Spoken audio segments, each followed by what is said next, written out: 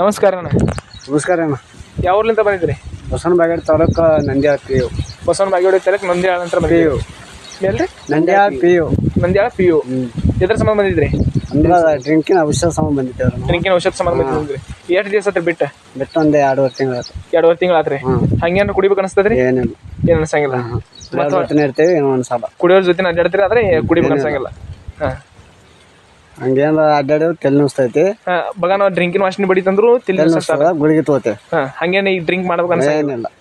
Okay. ಜನಸೇವೆಗೆಂದೇ ಹುಟ್ಟಿರುವ ದೇವರ ಕುಲವೋ, ಇವರ ನೆರಳೆ ಬಡವರಿಗೆ ನೂರಾನೆಯ ಬಲವೋ.